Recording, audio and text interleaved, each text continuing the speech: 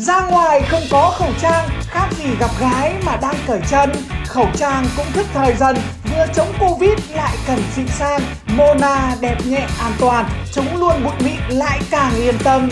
Khẩu trang chống bụi mịn chuyên dụng Mona, sản phẩm made in Việt Nam đầu tiên, loại bỏ hơn 99% hạt bụi siêu nhỏ, có kích thước chỉ 0,3 micromet, được kiểm nghiệm bởi phòng thí nghiệm hàng đầu thế giới Nelson Labs Hoa Kỳ. Vừa chống dịch, vừa thời trang, lại vừa chống bụi mịn. Hãy nhanh tay đặt hàng ở đường link phía dưới phần mô tả nha ship ơi!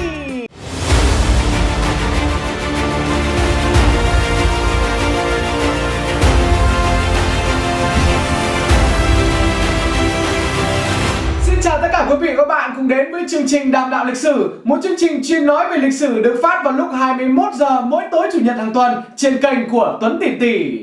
Sau khi mang B-52 sang đánh Việt Nam, rất nhiều các phi công đã bị bắn hạ và chấp nhận cuộc sống ở khách sạn Hilton Hòa Lo. Khi vào đó thì rất nhiều người đã đồng ý viết lách và phát biểu về những tội lỗi mà họ đã gây ra. Phi công John McCain là một ví dụ như vậy, ông đứng lên nhận tội và cảm ơn trên radio miền Bắc. Thế nhưng ngược lại thì cũng có một số tù nhân luôn nghĩ ra những cách cực kỳ sáng tạo để né tránh việc này, kiểu như giả ốm sắp chết hoặc là giả ngố chả biết gì cả. Nổi tiếng nhất phải kể đến trung sĩ hải quân Doc Hildo. Ông này giả vờ chấp nhận tất cả các yêu cầu của quản giáo, thế nhưng lại giả bộ không biết đọc, không biết viết như các bạn tù khác. Chính vì thế mà quản giáo đã thả lỏng ông để đi lại tự do hơn. Thậm chí đến năm 1969, ông còn được thả về Mỹ. Mỹ thấy người của mình được thả về mừng như bố đẻ em bé. Ai cũng khen Doc quá thông minh, vừa được thả về lại còn thu được quá nhiều thông tin mật, ghi nhớ được thông tin của hơn 200 bạn tù với một trí nhớ quá siêu phàm. Chưa bao giờ người Mỹ lại có thể biết được nhiều thông tin về số phận các tù binh của mình ở Việt Nam đến như vậy. Chính vì thế mà nó cực kỳ tự tin mang Doc Hildo theo để đàm phán với mình trên bàn đàm phán tại Paris. Bên Mỹ nghĩ rằng có Doc trong tay thì không khác gì trong nhà có A Phủ cả. Có Doc ngồi chất vấn với Việt Nam thì còn gì bằng nữa, đấm quả nào chí mạng quả đấy. Thế nhưng phía Mỹ lại không biết được rằng chính những lời khai của Doc lại là điểm yếu của họ. Tất cả thông tin về hàng trăm công dân của cường quốc số 1 thế giới, toàn là con của tướng của tá có máu mặt đang bị tù đầy, đã gia tăng sức ép rất lớn cho Mỹ trên bàn đàm phán tại Paris. Nếu như bình thường Việt Nam mình tự kể ra về số phận của những người đó thì chả bao giờ Mỹ tin cả, vì kiểu gì nó cũng nghĩ mình chém gió. Thế nhưng khi mà chính mồm của một tù nhân thoát ra được từ đó kể thì Mỹ hiểu rằng chả có gì có thể sai được nữa, buộc Mỹ phải hạ thấp vị thế của mình trên bàn đàm phán, và người điều khiển cuộc chơi lúc này lại thuộc về đoàn Việt Nam. Đây có lẽ là bằng chứng rõ nét nhất cho ta thấy được sự khéo léo trong cách ứng biến của bộ đội Việt Nam, lúc cương lúc nhu cực kỳ hợp lý, giả ngố đến tột độ cho đối thủ chủ quan, đợi đến khi nó sơ hở mình sẽ tung một cú đấm chí mạng. Và con đường Hồ Chí Minh trên biển cũng là một ví dụ như vậy.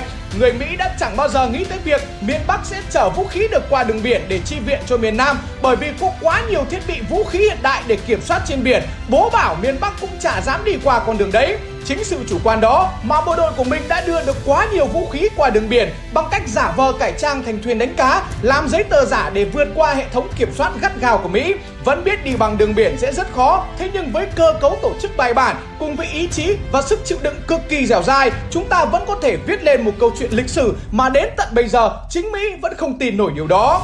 Ngày ấy thủy thủ đoàn, nhất là các thuyền trưởng được chọn một cách cực kỳ gắt gao. Đó phải là những người sinh ra và lớn lên ở địa phương, hầu hết đã có kinh nghiệm trong nghề đi biển tại các tỉnh miền Nam. Họ phải thuộc từng con nước, từng lọc lạch, từng dặng núi, mục đích là ngay cả trong đêm, dù nhìn từ xa vẫn có thể biết được bến bãi ở đâu để còn chở hàng hóa đến đích. Ngày đó di chuyển bằng đường biển cực kỳ vất vả, đi thì phải đi vào ban đêm để né địch, bốc vác hàng xuống các bến bãi cũng phải vào ban đêm. Trời sáng một cái là thôi đành phải nghỉ, cho tàu vào ẩn nấp. Cứ khi nào địch mất cảnh giác nhất thì là lúc mình phải lên đường để đi. Chính vì thế mà cứ lúc mưa to gió lớn là mình lại lên đường. Cái khốn nạn nhất của các thủy thủ ngày đó không phải là thức ăn, mà nhục nhất là hết nước uống. Chuyến đi nào nó mưa cho thì cũng hạnh phúc, khát quá thì lấy nước mưa để uống, để tắm rửa. Thế nhưng hôm nào nó nắng thì bố còn nhục. Không có gì nhục bằng đang đi biển mà hết nước ngọt. Lúc đấy thì các thủy thủ phải tự xoay sở với nhau để kiếm nước mà uống. Nhanh nhất là uống nước tiểu. Nhiều người nghĩ rằng làm gì có chuyện đó, cứ thần thánh hóa lên như vậy. Thế nhưng đó là họ đang nói khi sống trong điều kiện no đủ. Chứ còn khi mà cơ thể của bạn đang bị mất nước do phơi nắng giữa biển, khi mà bạn hiểu xung quanh không còn giọt nước nào, thì lúc đó có nước tiểu để uống, nó không khác gì chết đuối vớ được cọc. Còn nếu mà muốn sạch sẽ hơn thì múc nước biển cho vào nồi đem phơi nắng, đợi đến khi nào nước nó bốc hơi, đọng lại ở trên vùng thì lấy mấy giọt nước đó ra mà uống. Chính vì thế mà đôi khi ra biển vào lúc trời mưa to gió lớn nó vất vả lắm. Thế nhưng người ta vẫn cầu mưa, đơn giản bởi lênh đênh trên biển thì nước ngọt nó còn quý hơn vàng. Ngày đó xí nghiệp đóng tàu của mình ở Hải Phòng là nơi được giao nhiệm vụ đóng những con tàu chở vũ khí vào Nam. Đây là một đơn vị tuyệt mật của tuyệt mật, người ngoài chả ai biết nó là cái gì. Cán bộ và công nhân đóng tàu cũng không hề biết công dụng của con tàu là gì, tất cả chỉ đều làm theo thiết kế. Mỗi vùng có một loại thuyền đánh cá khác nhau, chính vì thế mà thuyền của mình đóng nó cũng phải có hình dáng giống với thuyền đánh cá ở phía Nam, được thiết kế hai đáy, bên trên là chỗ để đánh cá như bình thường, nhưng ở bên dưới nó là một cái kho bí mật để chở vũ khí. Mỗi một con tàu ngày đó đều nhất thiết phải được trang bị bộc phá đặt ở mũi, ở máy và đuôi tàu, tổng cộng khoảng trên dưới 1 tấn. Khi bị địch vây bắt thì tùy vào tình huống sẽ cho nổ theo phương pháp hẹn giờ từ 15 đến 30 phút để người cuối cùng sẽ nhảy ra khỏi tàu, bơi được một đoạn thoát thân thì tàu sẽ nổ, không để lại một dấu vết nào cả. Các thủy thủ trong đoàn cũng chung một lời thề, có bị bắt cũng quyết tâm không khai. Ngày ấy di chuyển bằng tàu bị kiểm tra cực gắt, chính vì thế mà tất cả các trang thiết bị, đồ dùng sinh hoạt của mọi người đều phải xóa hết hoàn toàn các mẫu mác. Chỉ cần có một mác nào đó có thương hiệu của ngoài Bắc thôi thì kiểu gì cũng tòi đời cả đoàn. Chính vì thế mà việc để mác là một điều cực kỳ cấm kỵ. Ngoài việc cấm để mác đó ra thì mình phải chuẩn bị cờ của các nước khác nhau ở trên tàu để có thể tùy cơ ứng biến mỗi khi đi qua một vùng biển nào đó. Tất cả được dùng cho mục đích ngụy trang, lúc thì giả vờ đây là tàu Thái Lan, lúc thì giả vờ đây là tàu Philippines, lúc thì là tàu Campuchia, loạn hết cả lên, không ai biết đường nào mà lần. Thế nhưng tất cả những thứ đó vẫn chưa là gì, bởi nó chỉ là bề ngoài mà thôi. Bọn địch nó cũng đâu có ngu mà dễ bị lừa như vậy. Chính vì thế mà mình còn phải cẩn thận trang bị cả động cơ máy móc của thuyền là đồ của phương Tây, để nhỡ bị khám xét thì không bị lộ tung tích. Động cơ mà toàn lắp của Nga với Trung Quốc thì chắc chắn là chết chứ không cãi vào đâu được. Ngoài việc xoay sở để có được động cơ cho tàu có xuất xứ từ phương Tây ra thì một cái cũng cực kỳ quan trọng nữa, đó chính là giấy tờ giả để hợp pháp hóa cho tất cả những người trên tàu và cả con tàu. Những thứ đó nó quan trọng như bằng lái xe và giấy tờ xe khi bạn lưu thông trên đường vậy, không có cả hai thì chắc chắn không thể đi lại bình thường được. Ngày đó giấy tờ giả là một nhu cầu cực lớn của toàn bộ các hoạt động trên chiến trường miền Nam. Nó không chỉ phục vụ đối với các thủy thủ và các con tàu mà nó còn phục vụ hàng loạt các nhu cầu khác để cho các cán bộ trung ương đi lại ngang dọc miền Nam. Phần lớn ngày đó thì mình sử dụng phương án đi lại công khai dưới dạng những người buôn bán, đi xe đò hay đi tàu. Để làm được giấy tờ giả, mình có một đội chuyên ngồi chỉ có ăn và phân tích để làm một cách tỉ mỉ. Mỗi khi đối phương có sự thay đổi gì trong việc làm giấy tờ là mình đều có thể làm giả được giống hệt như vậy. Kiểu như năm 1973, lúc đó địch không còn làm số đuôi ở căn cước nữa, thay vào đó là căn cước bằng nhựa rồng xanh, trên đó có còn dấu nổi. Lý do phải thay đổi như vậy đó là bởi Mỹ và chính quyền Sài Gòn nhận thấy rằng một trong những nguyên nhân khiến họ thất bại ở cuộc tổng tấn công năm 1968 đó là do kỹ thuật làm thẻ căn cước của họ quá sơ sài, miền Bắc của mình rất dễ làm giả. Chính vì thế mà mình có thể vận chuyển được vũ khí đạn dược ngay trong lòng thành phố một cách thoải mái để tẩn nó mà nó không hề biết gì cả. Nói về công nghệ làm giả căn cước rồng xanh này thì đây có lẽ là một kỳ tích của mình thời đó. Với quả thẻ rồng xanh mới này, Mỹ tự tin khẳng định rằng Việt Cộng không có cửa để có thể làm giả. Thế nhưng rồi cuối cùng mình vẫn có thể làm được. Ngày đó ông Trần Quốc Hoàn, Bộ trưởng Bộ Công an đầu tiên của Việt Nam đã đưa mẫu sang nước ngoài để đề nghị xin giúp đỡ sản xuất 50.000 chiếc. Thế nhưng đen một cái là tất cả các nước đều lắc đầu vì thẻ đó được làm bằng công nghệ quá mới, không nước nào dám nhận đơn hàng lớn đến như vậy cả. Nếu có nhận thì chỉ nhận làm thử vài chục chiếc mà thôi, chứ làm nhiều quá thì chịu. Chính vì thế mà Việt Nam mình đã đành phải tự nghĩ ra cách để cứu chính mình. Làm một thẻ căn cước giả cực kỳ công phu, thế nên đội ngũ làm thẻ của mình được phân công rất tỉ mỉ. Người thì phụ trách kỹ thuật phát quang, người thì phụ trách về mực in, người thì phụ trách về nhựa, về keo, về màng mỏng, người thì phụ trách về kỹ thuật các vân trang trí, vẽ con rồng màu xanh uốn lượn trên căn cước. Tất cả các khâu đó sẽ phải phối hợp với nhau kiểu gì để khi trộn lẫn vào xong đưa vào ép dán thẻ căn cước thì mực không bị nhòe, không bị biến dạng chữ mà nhìn thì vẫn giống y hệt như thật.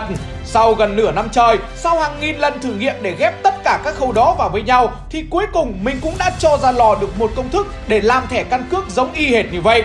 Ngày đó những người có tay nghề làm giả thẻ căn cước đều được đưa vào danh sách chăm sóc tuyệt mật của Mỹ và chính quyền Sài Gòn. Chỉ cần hở ra là có thể bị ám sát bất cứ lúc nào. Chính vì thế mà tất cả thẻ căn cước ai hỏi mình cũng đều bảo là do nước bạn viện trợ. Chỉ có một vài người tự tay làm ra nó mới biết chính xác ai là người đã đẻ ra những chiếc thẻ căn cước này. Để các cơ quan kiểm tra thuộc chính quyền Sài Gòn tin tưởng một cách tuyệt đối, ngày đó bộ phận cấp giấy tờ của mình còn cẩn thận chú ý tỉ mỉ từng tí sự tương ứng giữa hình dáng, giọng nói của người cầm giấy tờ với nội dung ghi trên giấy. Những người có dáng thương gia thì ghi là thương gia, dáng lao động thì ghi là thủy thủ đầu bếp, những ai nhìn thư sinh học thức thì ghi là nhà giáo, những người nào nói giọng ngoài Bắc thì phải ghi ở những vùng có nhiều người Bắc di cư vào, kiểu như Cái Sắn hay Hố Nai. Tất cả đều được làm một cách cực kỳ tỉ mỉ và logic. Cảnh sát của chính quyền Sài Gòn có chất vấn cũng chả thể nào tìm ra được một điểm mâu thuẫn gì cả. Ngoài giấy tờ cá nhân ra thì còn rất nhiều các loại giấy tờ chứng nhận khác cấp cho hàng hóa hay thuyền ghe. Viết xong giấy thì còn phải làm giả chữ ký của các quan chức đối phương, kể cả chữ ký của các cấp chính quyền Sài Gòn. Việc làm giả chữ ký đó do những người có tài năng siêu phàm phụ trách, bất cứ chữ ký nào cũng có thể giả được. Khi mà trong đó thay một tỉnh trưởng, trên giấy tờ sẽ có một chữ ký mới thì mình sẽ phải làm được chữ ký tương tự như vậy trên các giấy tờ của mình. Nhìn qua thì không ai biết đó là chữ ký giả, đơn giản bởi công đoạn ký tá của mình được làm một cách cực kỳ tỉ mỉ, khác hẳn cái kiểu ngày xưa đi học làm giả chữ ký phụ huynh trên bản kiểm điểm. Ngày đó để ký được một chữ ký, mình phải nghiên cứu xem chữ ký thật được ký bằng loại bút nào, mực nào, nét chữ ký đậm nhạt ra sao, lực ấn xuống mạnh hay nhẹ, cùng với đó là cả hình dáng của chữ ký nữa. Xác định được hình dáng tổng quát của chữ ký thì có thể suy ra được lúc người ký cầm bút họ sẽ cầm bút cao hay thấp. Những người mà chữ ký to và dài thì không bao giờ cầm cây bút gần ngòi có thể ký được, họ phải cầm bút rất cao. Phải phân tích tỉ mỉ từng tí một như vậy thì mình mới có thể cho ra được những chữ ký giống y như thật, có đưa qua máy kiểm tra cũng không thể nào phát hiện ra được.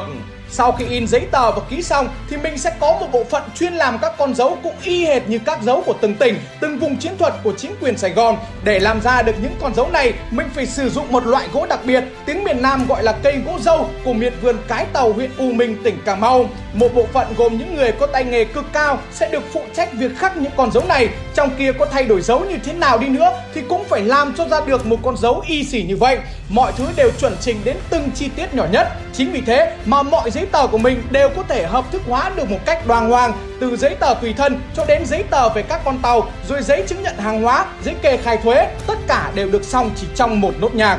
Ngày đó bộ phận làm giấy tờ giả của mình làm chuyên nghiệp đến nỗi trong suốt thời kỳ kháng chiến ở miền Nam Việt Nam hầu như không có giấy tờ nào bị phát hiện là giả cả. Tất cả đều chót lọt dưới sự kiểm soát dày đặc của chính quyền Sài Gòn. Những chiếc thẻ được mình làm ra nó giống đến nỗi chỉ có những cái máy kiểm tra thuộc loại cực kỳ tinh xảo mà Mỹ và chính quyền Sài Gòn đặt tại một số cơ sở đặc biệt như tòa đại sứ, phủ tổng thống, tổng nha cảnh sát mới có thể phát hiện ra được, chứ còn các máy khác thì không bao giờ có cửa phát hiện.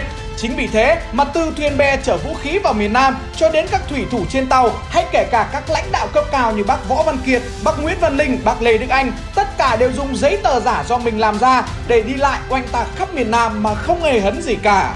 Ngoài việc ngụy trang nội dung bên trong thì bộ đội của mình còn ngụy trang cả hình thức bên ngoài cực kỳ tài tình. Việc ngụy trang chủ yếu phục vụ cho việc ban ngày phải lênh đênh trên biển, làm sao để máy bay rồi tàu biển không nhận ra được để xét hỏi hay đánh phá. Bộ đội của mình ngày đó thường dùng cách cho tàu áp sát vào một vòm cây, một vách núi, sau đó căng lưới lên rồi treo cành lá vào trên đó. Cành lá được treo vào là loại cây nắng núi. Đây là một loại cây có thể để cả tuần cũng không bị mất màu xanh. Chính vì thế mà nó thường xuyên được lấy ra làm dụng cụ để ngụy trang cho tàu.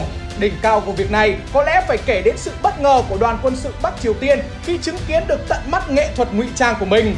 Theo như Đại tá Trương Thế Ất, nguyên chủ nhiệm chính trị Lữ đoàn 125 có kể trong cuốn Năm Đường Mòn Hồ Chí Minh rằng đã có một lần đoàn quân sự Bắc Triều Tiên sang tham quan và học tập kinh nghiệm của chúng tôi dẫn họ đi sát tàu mà họ vẫn không thể phát hiện ra đâu là tàu của chúng tôi. Đến lúc chúng tôi vạch hệ thống ngụy trang ra, họ thấy tàu của chúng tôi đỗ ngay trước mắt, họ kinh ngạc vô cùng. Chính cách ngụy trang đó đã cứu được rất nhiều các con tàu của Lữ đoàn 125 trong lúc phải ẩn nấp tại các vũng, các đảo trên đường vận tải vào Nam. Ngược lại, có một đoàn nước bạn khác cho rằng không cần phải ngụy trang, tàu của nước bạn đó sang tham quan cách đánh của chúng tôi và giúp đỡ kinh nghiệm. Các đồng chí bạn thấy chúng tôi quá công phu trong việc ngụy trang liền nói: chúng tôi sang đây để chiến đấu với kẻ thù chung, cứ công khai đương đầu với bọn chúng, cần gì phải ẩn náu mất công. Một buổi sáng, mấy con tàu của bạn phóng thẳng ra khơi để đương đầu với máy bay Mỹ. Trong phút chốc, đối phương đã phát hiện ra máy bay Mỹ lao tới, ở dưới bắn lên, ở trên bắn xuống. Hai con tàu đã bị bắn chìm, một con tàu thì bị thương chạy về. Đây có lẽ là bằng chứng rõ nhất cho ta thấy được sự tài tình khôn khéo của bộ đội Việt Nam, những con người quá thông minh để có thể sống sót và tồn tại được trong một cuộc chiến không cần sức, một cuộc chiến mà quân địch đã chiếm ưu thế hoàn toàn cả về thế và lực. Mặc dù cẩn thận ngụy trang như thế nhưng rồi đi đêm lắm cũng có ngày gặp ma. Điển hình như vụ Vũng Rô năm 1965. Sau vụ đó, Mỹ đã phải giật mình vì tuyến vận tải đường biển của Việt Nam và kiểm soát mọi thứ cực kỳ gắt gao. Vậy làm thế nào mình có thể vượt qua được hệ thống phòng thủ đó của Mỹ? Tất cả sẽ có vào số sau, được phát vào lúc 21 giờ ngày 11 tháng 4 trên kênh của Tuấn Tiền Tỷ Nhà Xe Bơi. Vâng, và chương trình Đàm đạo lịch sử ngày hôm nay xin phép được tạm dừng tại đây. Xin cảm ơn sự quan tâm theo dõi của tất cả quý vị và các bạn. Ra ngoài không có khẩu trang, khác gì gặp gái mà đang cởi chân. Khẩu trang cũng thức thời dần, vừa chống Covid lại cần xịn sang. Mona đẹp nhẹ an toàn, chống luôn bụi mịn lại càng yên tâm.